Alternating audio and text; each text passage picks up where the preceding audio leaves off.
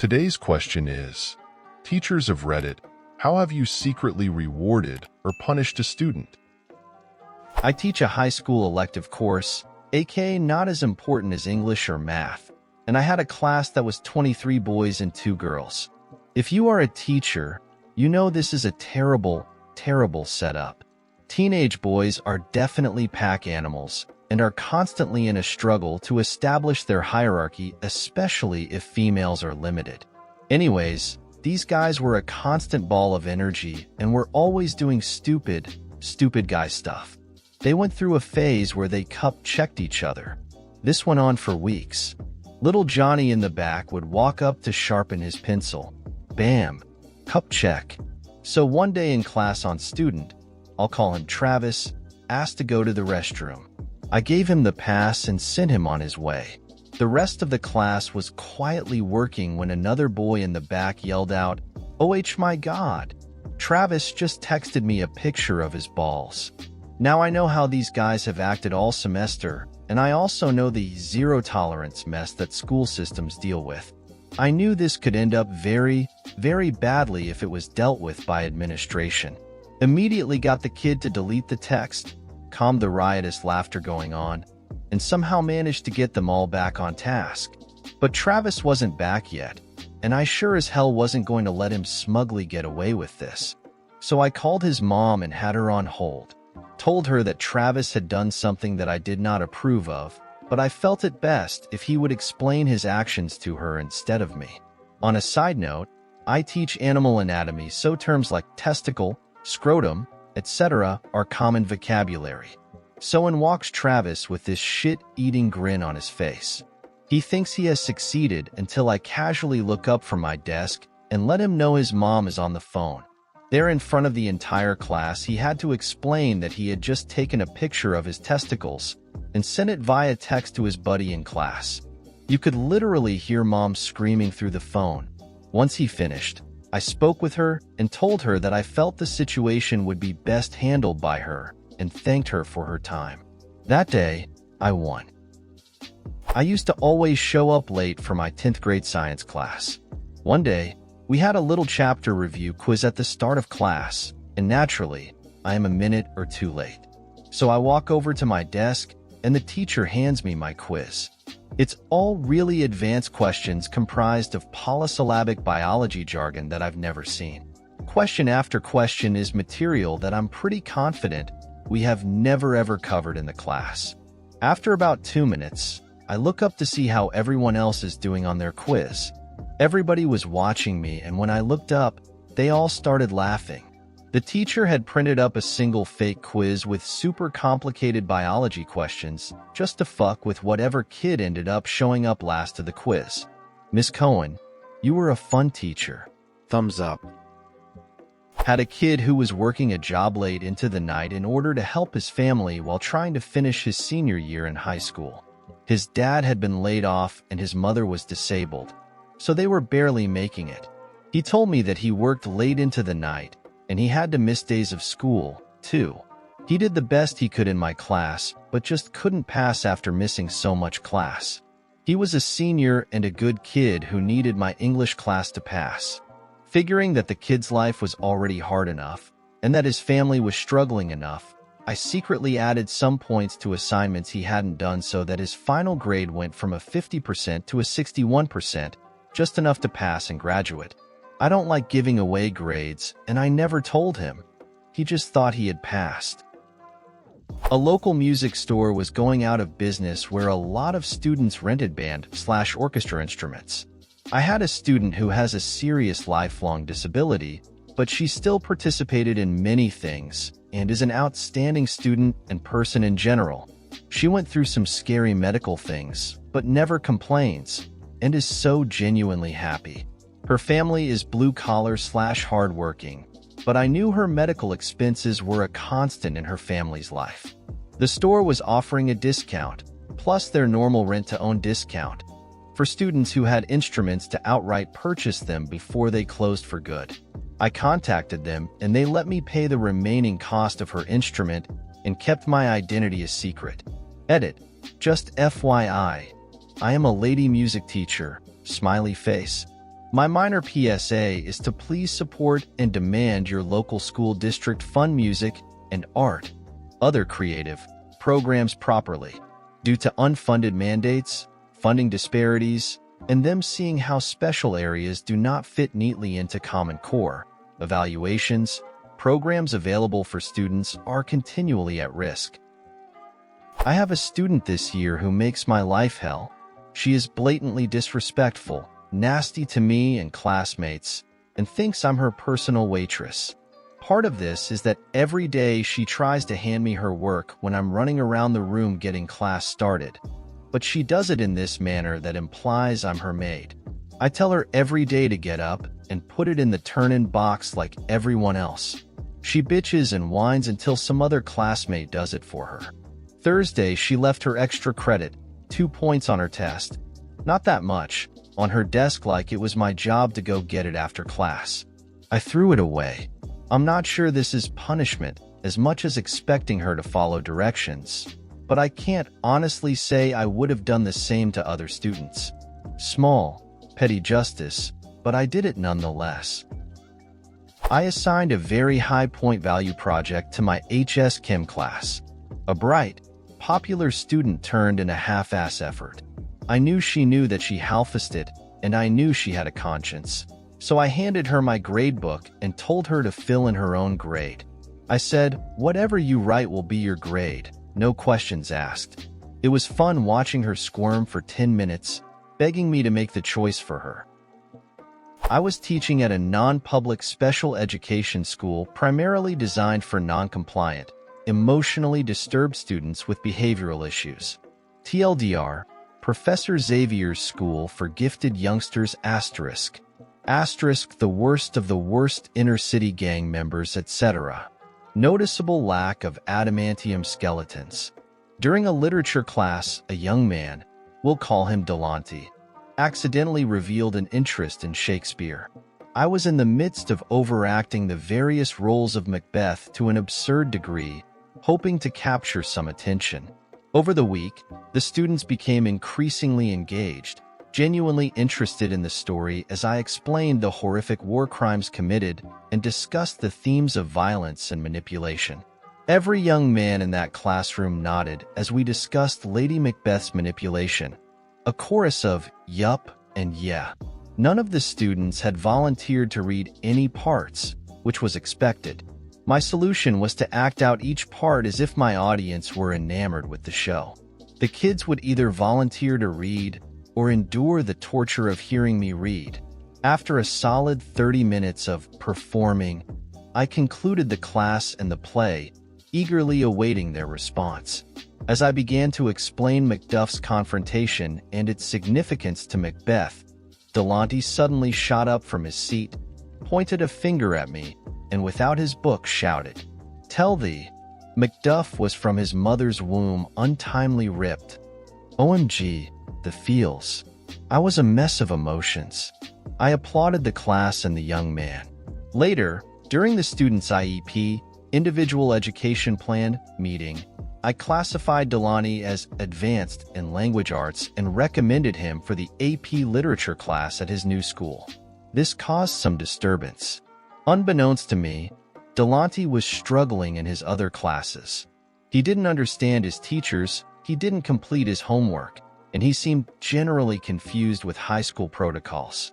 I believe this was a behavioral issue rather than a lack of challenge in the material. Nevertheless, I left my report and recommendation for him to be transferred to the highest level reading course. His interest in Macbeth, to the point of memorizing lines, stood out to me given the behavior and interests of his peers. I don't know. It felt significant. About 5 months later, I received an envelope in the mail from Delonte Smith with a return address I recognized from when he first left juvie. Inside was an invitation to the 2012 graduation ceremony of the high school he had transferred to. It warmed my heart, made me feel good. I won't lie. It was always great to hear success stories from these kids, the ones who managed to avoid the system long enough to become adults. Upon closer examination of the card, I found that MY information was listed under Guardian. and at the bottom, he wrote, "I will try the last. Before my body, I throw my warlike shield. Lay on, Macduff, and damned be him that first cries hold enough." I'm not sure if this aligns perfectly with the OP's request, but in my heart, it's the most incredible thing I've ever been a part of. *Edit again. That school was a treasure trove of stories. Some were inspiring and great like this one. Most were not, but they were pretty crazy nonetheless. Students swashbuckling with used syringes they picked up off the street? Check. Parents using 11-year-old kids to peddle drugs, and for prostitution that CPS practically witnessed a dozen times but did nothing about? Check. Rival gang hopping the fence and storming the school to kill a student, but instead solving things with a choreographed dance? Damn sharks. This is complicated. I was technically the teacher, but legally the student. A week into my grade 11 coding class, our teacher's 10-year-old son was in an accident. His skull was cracked open and he almost didn't make it, but we didn't know that. We were given a substitute teacher since the school board anticipated just a week. Well, it turned out that the teacher ditched the entire semester to care for her son. It's heartbreaking in hindsight, but we simply didn't know. Anyways, the first sub we got was the one who stayed, even though he had zero coding experience. The teacher emailed him lessons each day, but he simply couldn't understand. English was his second language, and he was a math teacher to start. This teacher was trying to teach a subject totally foreign to him, and that's where I come in. See, even though I was 16, I was familiar with coding. HTML, CSS, whatever the hell scratches. Ever since I was 13, I had known some basic skills from playing Neopets and formatting those silly little websites. So when it came time to learn Turing, it was like a second language to me. Sorry. Anyways, this teacher quickly realized that I was able to figure out the lessons immediately. Our real teacher slides would come through the Dropbox, and I'd have the program working in minutes while the rest of the class was dumbfounded. Our substitute was the first to learn about our teacher's son, and I think he was told about a month in, because right about that time, the teacher started asking me questions. Now, I pitied the guy. He was a timid, gentle teacher who had recently immigrated from Eastern Europe. Of course, half of the class was horrible to him, telling him to shut the F*** up, calling him a P***. The poor guy was too scared to tell anyone because he thought it was his fault. So I taught the guy everything I knew. Once it started, we had a system within days. The sub would teach the lesson, I'd have a go at it, then the teacher would come ask me questions while the class was distracted. Most of the questions had to do with the execution of the code, things that could break a program but weren't covered in the lesson. I'd show the teacher my program and explain exactly how it worked. Then, the teacher would go around and answer everyone else's questions, returning to me if anything came up. Some students caught on and started coming to me directly, and if they were nice to the teacher, I'd walk them through my codes. However, I enjoyed taking the assholes down a notch. I taught them a lesson in humility and made them ask the teacher, "Oh, you need help with that?" "Yeah, it's subjective. You'll have to ask the teacher for help." Sorry. Over the year, I came to realize that tests were being made with my knowledge as the standard. In the end, I got an easy 93 in the course. The only thing I struggled with was binary. Every other aspect of the course came instantly to me. Honestly, had I gotten over a 95 in the course, someone would have gotten suspicious. I didn't mind. After all, our final project, a battle robot we constructed and programmed ourselves, didn't translate well to the physical world. Still, I have a feeling to this day that I was given some bonus marks. I think it was the substitute saying thanks. We both knew. Even though he was screwed over by forces beyond his control, he put an immense amount of effort into our class and was always so nice. Favorite substitute of all time. TLDR, took grade 11 coding. Teacher's son, 10 years old, Was almost fatally injured. Teacher never came back. School board assigned a random substitute. School board threw said substitute under the bus. I had background knowledge in coding and figured out the course instantly. I taught almost the entire course by proxy. The substitute survived the whole semester. I got a 93 in return and trolled some racist assholes. It was great. I was the student, and the secret kindness was from my guidance counselor, not a teacher. I skipped class a good bit in my senior year, but I was a huge goody two-shoes. It wasn't a rebellion thing, just trying to handle some pretty heavy life circumstances at the time. I never went far, and most of it was just trying to stay afloat in schoolwork. I got caught skipping class one of those times.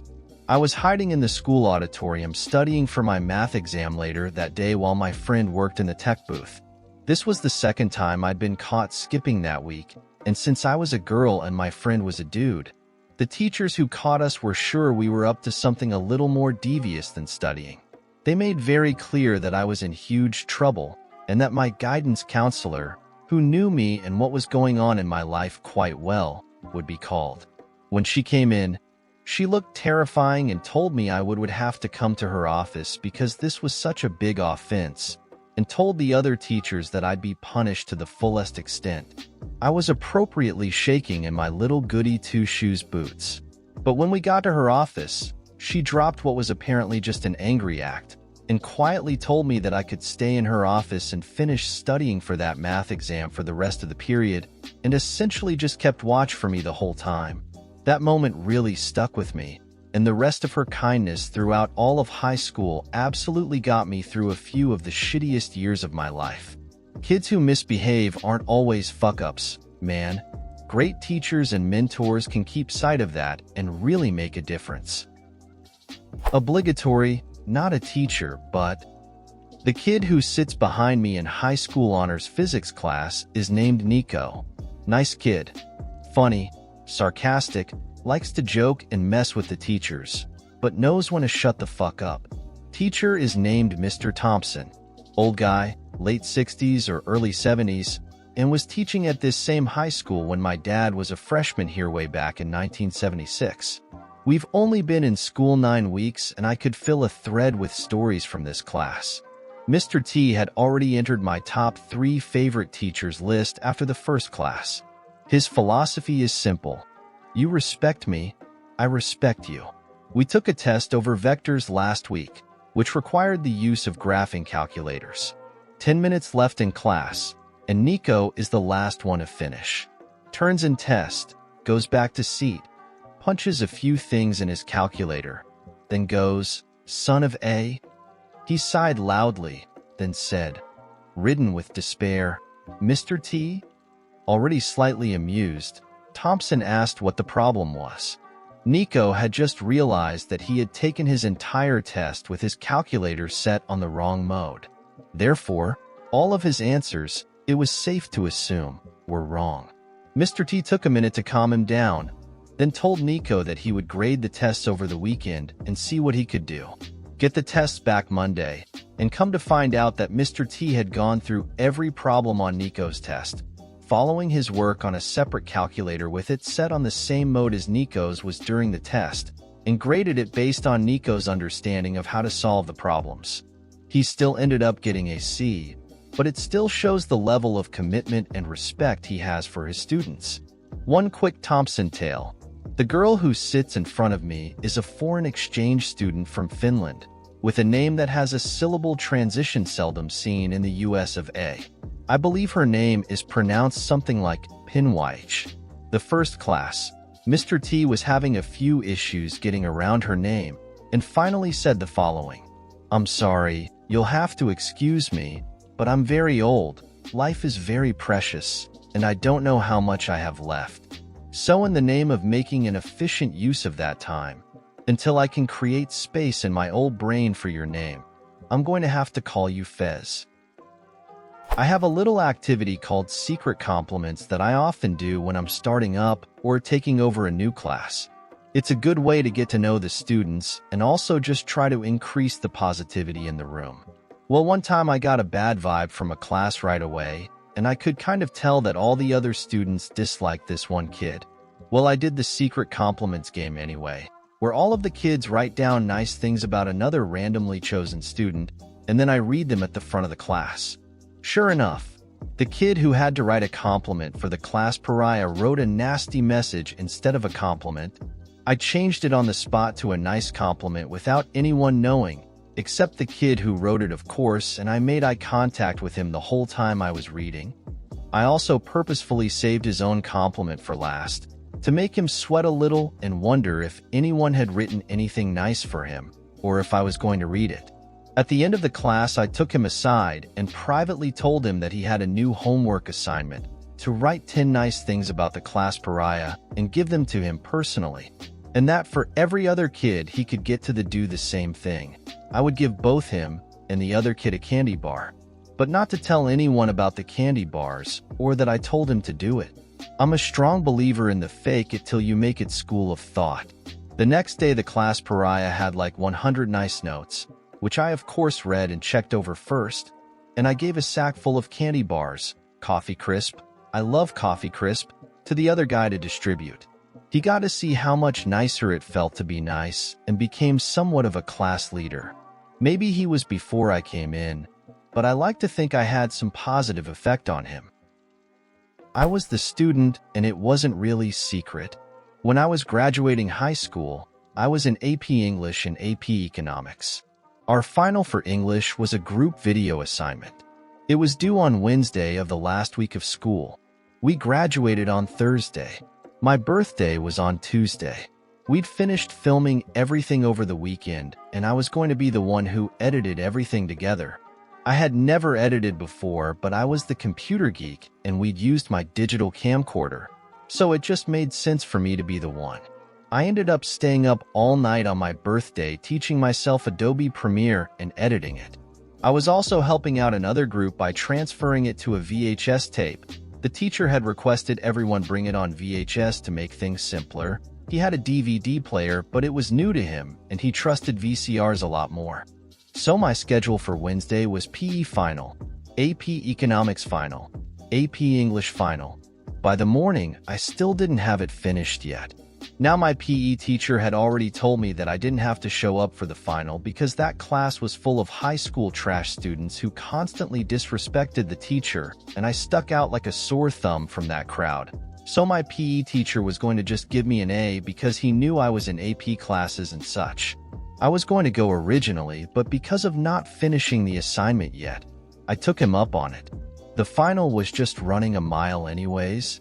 Then my AP Economics final time is approaching. I'm still not done, and 10 other students are depending on me to finish. So I don't go.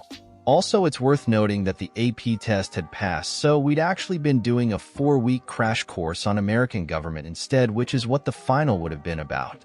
Anyways, I finally finish both groups' videos and I go to school. Everyone is relieved to see me finally show up. Our video was a total hit. Everything's cool. After school is done, I go to my economics teacher's classroom and talk to him. I explain exactly why I missed the test and asked if I could make it up. He says, "You just got a B on your final. Mr. Craig was such a baller teacher." I was new to this school, and we just moved to Montreal. I just got out of welcome class and can barely speak French. So naturally, I sucked at every class. They were all in French, except for English, obviously. I participated regularly in class and made a good impression to the teacher because I liked being good at something. Fast forward a couple of months, and it's the Olympiads in our school. Think Olympics, but for students, and it counts for your final gym grade. The gym teachers weren't enough to help coordinate all the events, so many of the teachers help out. I participated in the long jump, and my English teacher was monitoring the event. So how it goes is that we get 3 tries, and the best one is the one that is graded. I do my first jump, she yells foul. Somehow I passed the line. You guys have to understand that the line was a plaque of wood, so it had a wide width. I thought the outer side of the piece was the foul line, and it turns out I was wrong. I do it another time, another foul. I go up for my 3rd jump, and as I jump again, my teacher didn't say anything. and just marked something on her sheet. Couple minutes pass and the event is over, but I get called up the office and my gym teacher tells me I didn't do my third jump. I was surprised and said that I was sure I did. I was clueless back then, and I was pretty sure I did it right the last since my teacher didn't say anything. Anyways, I ended up heading for the area one last time. My teacher was there doing another group of students. She came up to me and told me that she didn't mark my last jump and that I had to do it again. This time she told me that I should be careful for the line which she pointed at me. That's when I knew. Anyways, I did the jump one last time way away before the wood and ended up with a crappy score, but a score is better than a foul at least. If I didn't do that last jump, I would have failed gym class. It was really grateful to have my teacher watch my back. TLDR. My teacher prevents me from failing gym class by not telling the whole truth. When I was a final year undergrad, I had a lecturer not much older than us completing her PhD in a facet of criminology and criminal justice. She was, and still is, incredible. Her knowledge base was so vast, and she was always very animated and explained issues that we'd never even considered in things like war, international relations, and in particular, social policy. You see, the crim lecturers were integrated into the School of Law, which had some of the best law academics in the country. These had been solicitors, barristers, etc., and were very well versed in legislation and politics. It was very interdisciplinary. Anyway, this lecturer comes in one day, and she's teaching us about ideologies and policies, how racial bias can be quite an influence, how some scholars have claimed institutionalized racism is a norm, as is oppression, etc., and she says she was telling the first years about this as she was off on a tangent. Well, apparently one of the first years had a full-blown argument with her in class about racism, how it benefits society as a whole, how it's such a great construct, and starts being really derogatory. He even touched on the war and how the loss of innocent life was a pro because all of those people deserved it. As shocked as she was, she handled it like a pro and decided to challenge him in an academic way by giving him an alternative essay question worth 50% of the final grade on why racism is essential in the criminal justice system. Needless to say, he could find very little supportive literature on the topic, very few academics who were proponents, and learned his lesson on how not to voice unsubstantiated views. I think that was epic. As a student, I have to say being nice and genuinely putting in an effort will save you time and time again. At least it did for me in high school. There was one class I took where after the first marking period I just stopped handing in the projects. They were quite difficult. Only the top third of the class who were already geniuses handed them in, whereas the rest of the class handed in sloppy or not working code, or straight out copied it. I didn't hand in much, but I did try to participate in class and ask questions and answer them. I didn't make too much noise or be distracting. First in P I got a 65 when I still tried handing projects in, ended the semester with an 85. Ridiculous. Then there was a chem class I took. Our teacher was god-awful. This was unanimously agreed upon. Only about 6 students in the class who all sat in the front did well, while everyone else again was pretty bad. She's give back our exams in grade order. Yes, the good grades would be handed out first. I have to say, this was particularly awful and psychologically damaging. But our teacher had a heart. I kind of talked sometimes in class, so I wasn't the model student. The last in P, my grade bordered on a 60, and I needed a 65 to pass. I only did HW maybe half the time. Failed the exams, pretty bad. I went to her and asked her if I could do extra credit. She agreed. I put serious effort into an extra credit report I wrote. She graded it, and I got a 65 for the semester. I was so happy. My parents weren't. I'm no teacher, but I've got some really funny stories I heard from my triology, anthropology, psychology, sociology teacher. Naturally, being a triology teacher, you get to apparently have a lot of fun screwing around with the students. As many of you probably know, most students don't read every instruction on the test, and they don't follow the instructions exactly as typed.